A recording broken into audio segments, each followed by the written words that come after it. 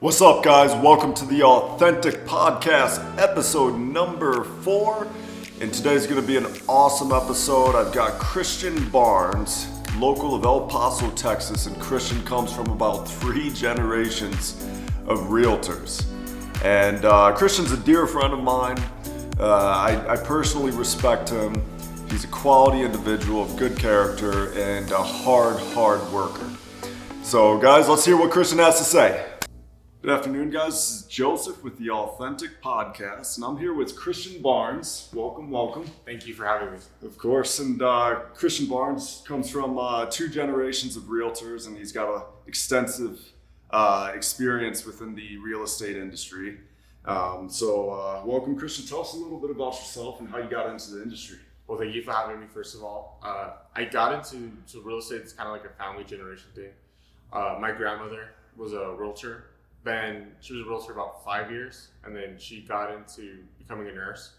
But my mother got into real estate, and she's been a realtor for like over 30 years. Oh, wow. I have an uncle who's a real estate agent for about almost 30 years too, and then I have an aunt who's in real estate. She's been off and on, but she's been, let's say, going for over a decade. And I've been doing it for about 6 years. So I got into it right when I finished high school. I went straight into the real estate academy. And got it done within, it's a 6-week course. So I went through the 6-week courses and I finished probably in November. And then I took my state and national exam that December. I failed my national, passed my state, but then the next day I came back and retook the national and passed it. So within about 3-month period, I went from high school to realtor. I didn't even know all that. That's wild. Yeah, it's crazy. It's crazy, and it went by pretty quick. So that was back in 2018. Okay. No, and 17, end of 2017. So real estate's in your blood. Yeah, pretty much it is. Pretty much. You were born for it. That's right. That's really awesome. So you got into it pretty young.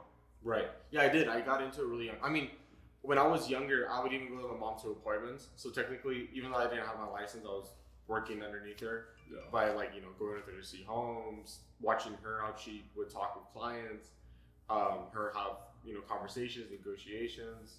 So I mean, it was with me since I was like a baby, pretty much. Yeah, she would take me on appointments and all that. And your mom's very reputable in the household. Yeah. My mom's Laura Baca. She's been in the business for over 30 years, and she's one of the top realtors in El Paso. And she's in her office. She's been top realtor, if I'm not wrong, maybe like over 10 years, top, or 11 years. And she keeps getting, every year she gets over more, she gets number 1. So it's like, I lost track. That's fantastic. Yeah.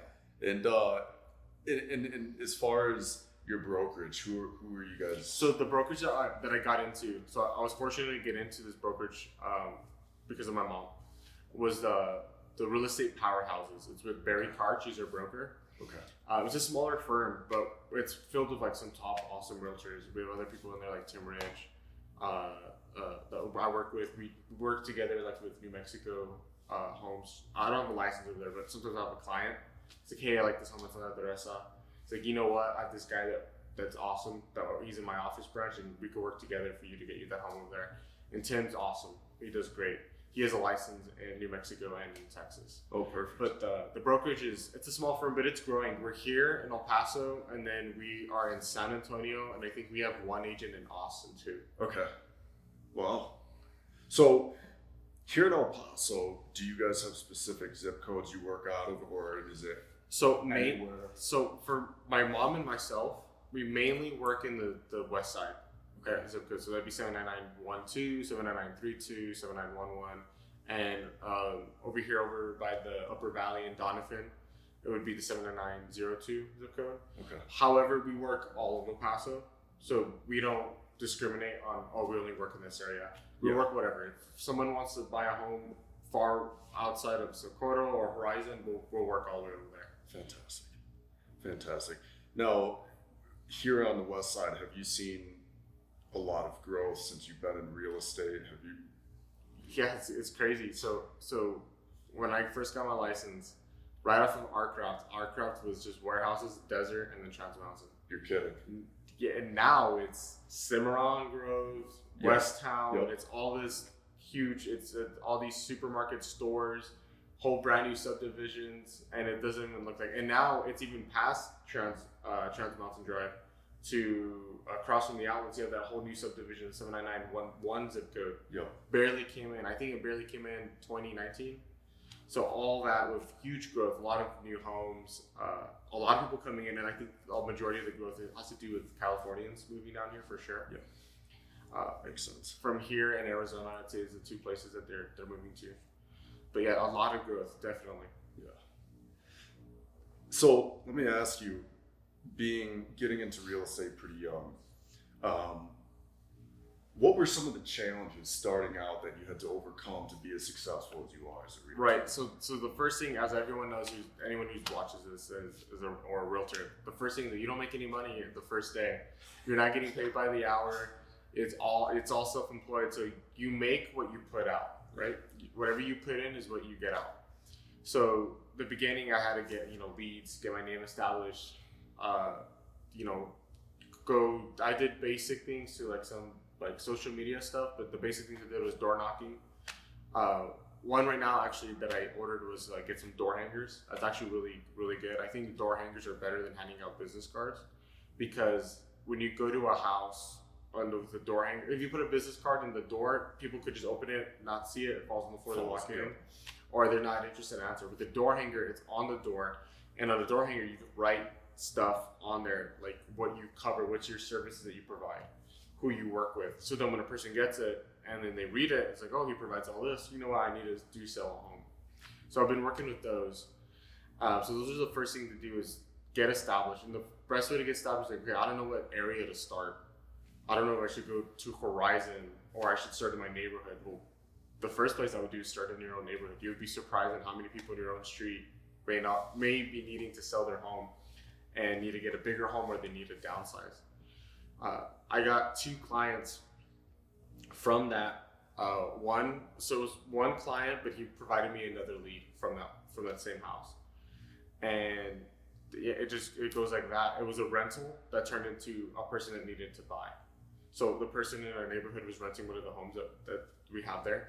He said, oh, I can help you find a rental. I understand that your lease is coming up, and yeah, I need help. And go find them. I work with them. Got them the rental that they needed, especially if this rental market is still really crazy. Yeah, I think the rental market's more volatile than the buying selling market. And because I got him what he needed, he provided me a lead of a person that needed to buy and happened to be a family member that was moving down here to El Paso. So the challenges is getting your name out there, figuring out where you should attack. By attack, I mean what area should I go? Should I go to my own neighborhood? And the third thing is consistency with your work and your phone call dialogue. Makes sense. So when you're ever engaging with someone on the phone, let's say it's a Zillow lead. Sometimes I get Zillow lead calls. I get the phone call. The first thing that you have to kind of coach yourself is, how do I answer this phone call? You have to make sure that you sound awake, you sound alert, and you have a beginning sentence, and that you fill it in. Sure. So you could be like, hi, this is Christian Barnes with the Real Estate Powerhouses. How can I help you? I understand that you're looking for this property here at 5609, 79912 zip code. How can I help you in that area? Would you like more information on the home? So that it really builds up a demonstration of professionality. Yep. Good customer service. Right. Absolutely. Right, taking that initiative in that first part, because you don't, the first thing that is first impressions is that awkward silence in the beginning. Oh, hi, my name's Christian Barnes. I'm a realtor. How can I help you right now? And then, I need to find a home. Let me see what I could do. Just that disconnect right there could already separate you from another agent that they probably called, because it's unfortunate, but many buyers have already called. You're not the first realtor likely. You're likely the third or fourth realtor. And what separates you from the other ones is how you communicate. Yeah. And that is a big thing. There's people who will go with the realtor based on how they talk and how they spoke with them. Were they professional? Were they courteous? Did they take on my needs? Were they patient with me? And then comes your experience. Oh, my experience is I'm excellent in the 79912 zip code. I know what homes are priced at. I know how long a FHA would go for, or VA, what's going on in the situation with that. What is the best deal that could work to benefit you? So it's first the impressions and then it's the experience. For sure. Makes sense. Yeah, because you got to sell yourself, and you don't want to hit them with all the facts and all the. It might freak them out. You want to make sure that people can relate to you first, and then when they have, questions, you've got the answers. But right. You want to hear their story. Oh, why are you moving to El Paso, or why are you moving from your home? Well, and then you hear their story, and then you engage with them in the story. So it becomes less of a just like robotic, and it becomes more of like a friendship. Sure. And it's really important to build that up. So let me ask you this, okay? What would you tell someone who's interested in investing in real estate and they want to purchase their first home as a rental? What advice would you have to give to them to encourage them? Because especially for someone who's totally green to it, right?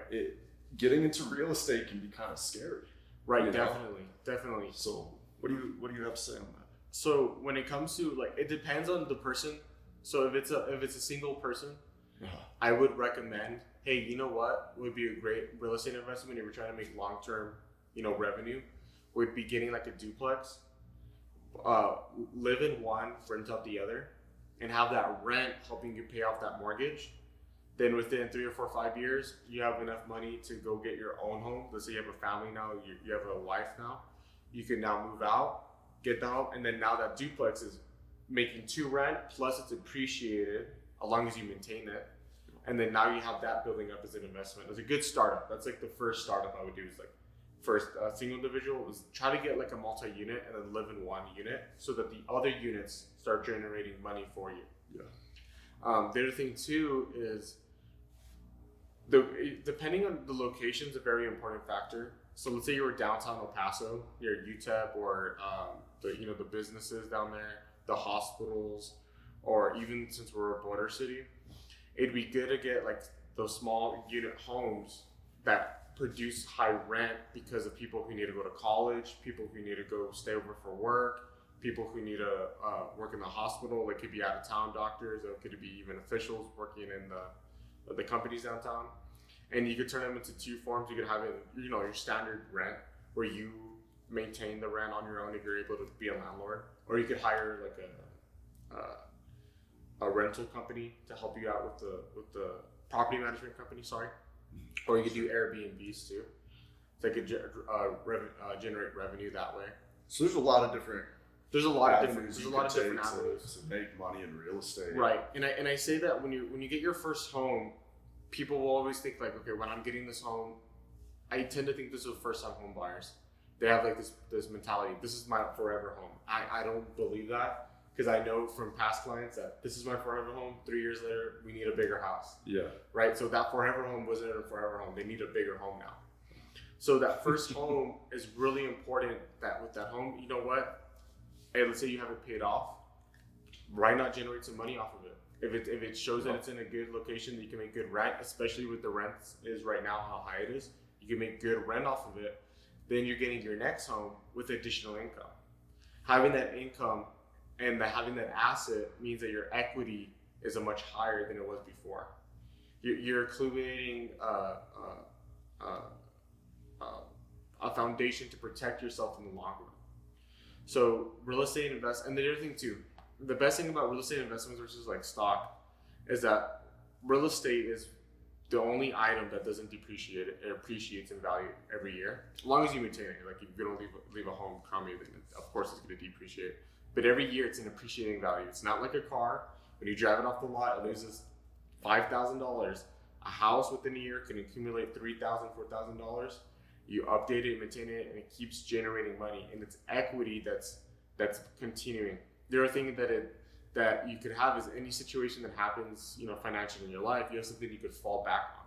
Versus stocks, if you're within a year, let's say a mutual fund, putting money in, and then something happens, if you take the money out, you're in trouble because then you get hit by taxes. You can't control it as much. You don't. Yeah, absolutely. Right. Versus with real estate, it's something that you continuously have, that it's protected. You can do whatever you want with it. It's your own home, and then you could file for even other tax exemptions too, with owning a home too, especially like homestead tax, where your property taxes get lowered if you live in the home. You say this is my primary residence. So you have two properties. Instead of paying $8,000 here, $8,000 here, you know what? I'm gonna make this a homestead tax. So now instead of it being $8,000, I'm $6,000, and I'm paying $8,000. But then there's the same home, like the same style, same floor plan. It could even be the same location, but you're paying less property taxes because of that. Yeah. You're generating that revenue for not just for yourself, but for your future generation too. And that's something that probably a lot of people generally don't know about.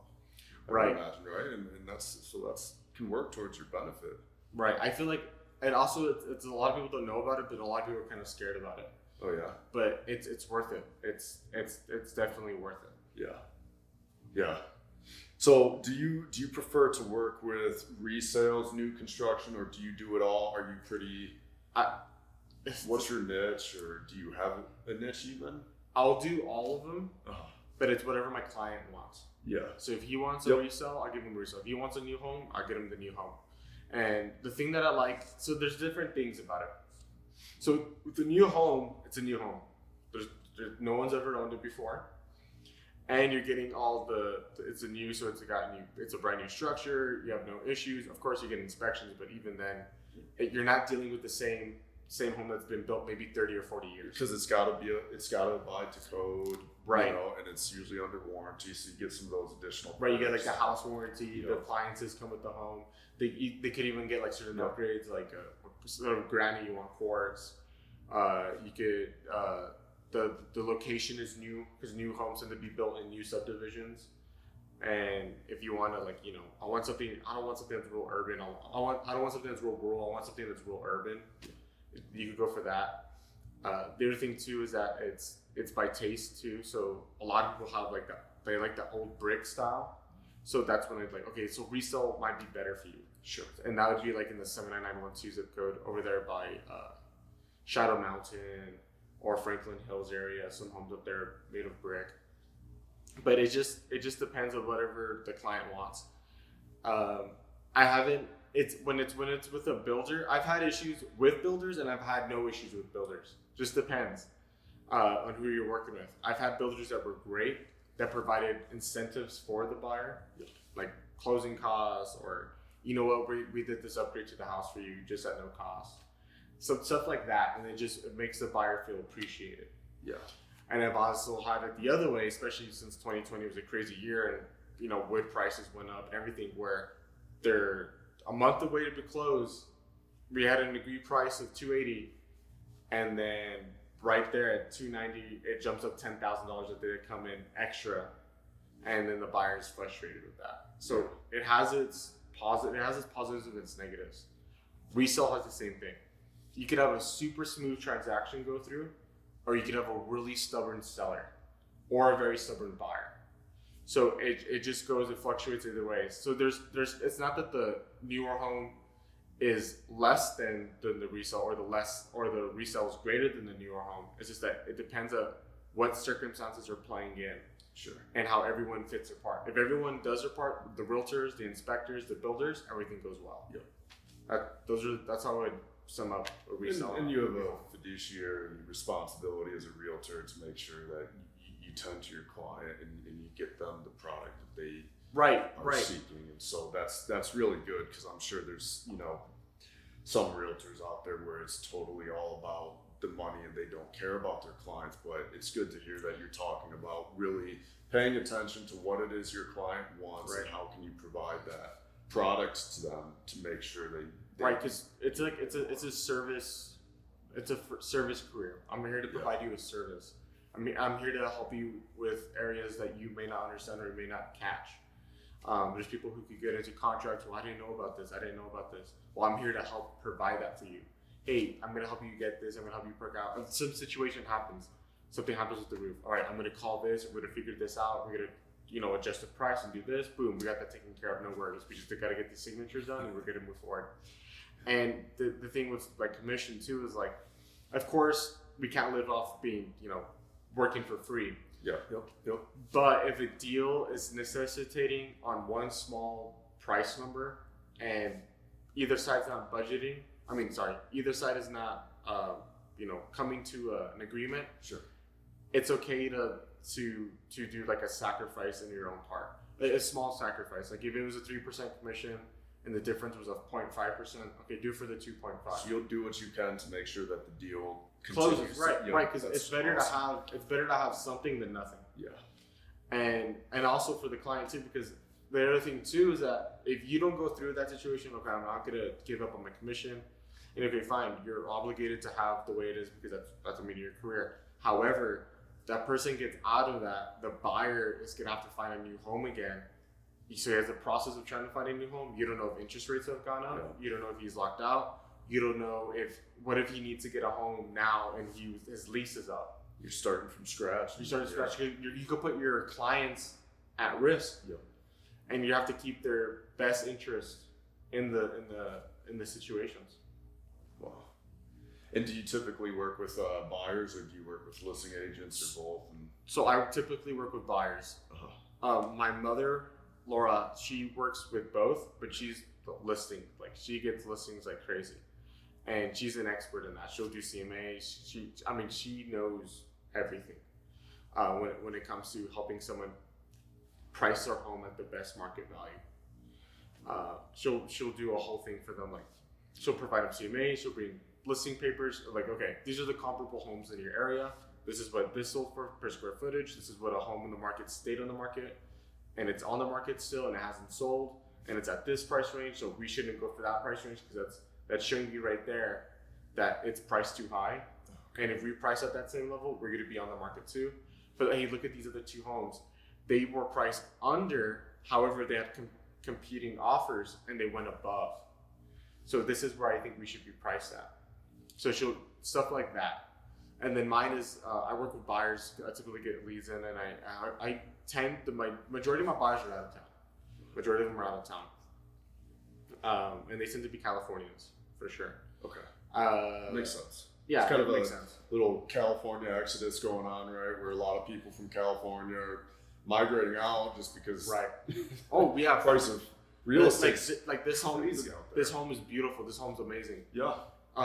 This home in California is like $2 million. Oh yeah, yeah. Who has $2 million? Hands down. And then Californians, when they come down here, is like, I could buy this with my. They're coming here with cash, and they're dropping cash on their homes. I've worked with a California buyer before.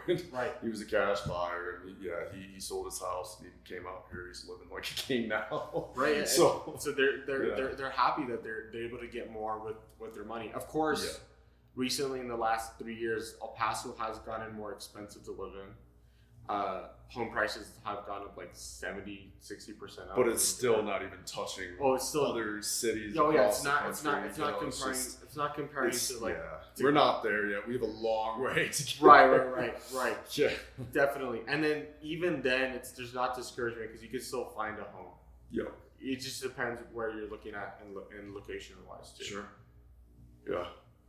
Wow, that's fantastic. Well, Christian, man, I see it in you. Like, I just usually every time we're together, you're always taking calls, you're always shooting texts, you're making things happen, you're closing deals. You know, it's really awesome to see someone grind it out. You know, such a young age too, and you know, you've got a lot of experience under your belt, and you're very, very fortunate and blessed to have your mother Laura and your grandmother and just all that generational experience being passed down to you. It's really quite cool, and I'm happy to have you as a friend and know you. And thank you. You know, I look forward to closing some deals with you. So, yeah. Any last thoughts on your head you want to share before? I just gotta say, sure. Everything I'm grateful for, I have to give glory to God for everything He's helping me with my situation, because I can't do anything without God.